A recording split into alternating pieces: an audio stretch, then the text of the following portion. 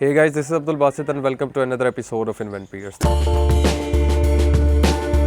तो आज का जो एपिसोड है वो बेसिकली इस बारे में है कि अगर आप अपना कैटल का बिज़नेस स्टार्ट करना चाहते हैं तो उसमें आपको क्या क्या चैलेंजेस फेस करने पड़ते हैं या उस बिज़नेस को स्टार्ट करने के लिए क्या क्या चीज़ें जो हैं वो माइंड में पहले होनी चाहिए। फर्स्ट चीज़ जो है वो आपके माइंड में होनी चाहिए कि आपने इनकी डाइट कैसे पूरी करनी है। सपोज़ कर लें आपने 20 से 25 जानवर ख़रीद लिए हैं, 30 जानवर ख़रीद लिए हैं ईद पर सेल आउट करने के लिए, क्योंकि वो बड़े शॉर्ट पीरियड टाइम के लिए आप ऑलरेडी प्रिपेयर्ड जानवर ख़रीदते हैं जिसको थोड़ी बहुत मेहनत करते हैं और अच्छा खासा वेट वो गेन करता है, देन आप उनको सेल आउट कर देते हैं।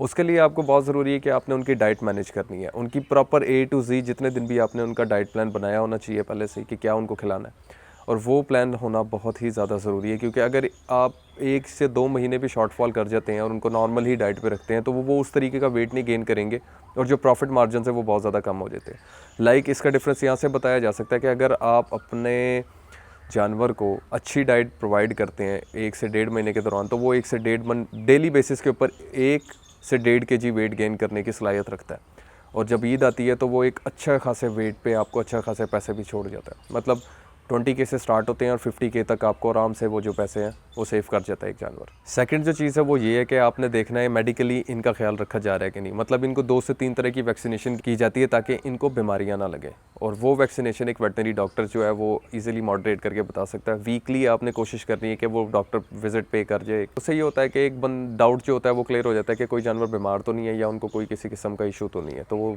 विद टाइम पता चल जाए तो बेहतर है, ना कि आपका नुकसान हो जाए। थर्ड चीज़ जो है वो आपने यहाँ पे लेबर लाजमी रखनी जो कि 24 घंटे इनको मॉडरेट करेगी। कैमराज लगा लें ताकि आपको नज़र आता रहे कि उनको प्रॉपर तरीके से डाइट मिल भी रही है। वो मॉडरेशन का प्रोसेस है, वो डिपेंड करता है how strongly you can manage it.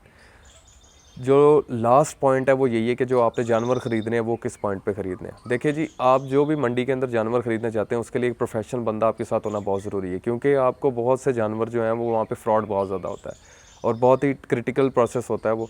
क्योंकि वहाँ पे अगर आपके हाथ से जानवर छूट के किसी और के पास चला गया तो लोग अक्सर ये भी कर देते हैं कि आपको वो वापस नहीं करते और वो कह देते हैं कि जी हमारा है। तो इस तरह के स्कैम्स मंडी में चलते हैं, तो आपको बहुत ही एहतियात करनी पड़ती है। उसमें मेन प्रोसेस यही है कि आपको जो अच्छा जानवर है ईद के लिए तैयार करने के लिए 4 से 5 महीने या 6 महीने पहले आप ख़रीद लेते हैं, तो वो आपको ऑलमोस्ट 45 से लेके 80K तक एक अच्छा जानवर पड़ जाता है। 20 to 30K उसके ऊपर कॉस्ट आ जाती है, एंड देन वो ऑलमोस्ट 1.5 से 2 से 2.5 लाख तक बिक जाता है। डिपेंड करता है वो कितना वेट गेन कर चुका हुआ है। डाइट आपने जिस तरह की रखी होगी ऑब्वियसली उसी तरह का जो जानवर है वो वेट गेन करेगा। ये ओवरऑल प्रोसेस है एक कैटल फार्म स्टार्ट करने का।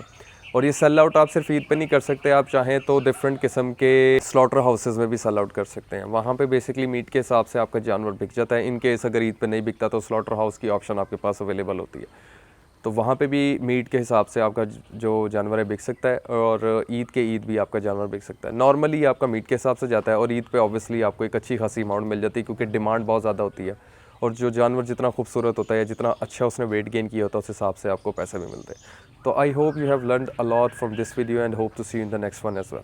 Thank you.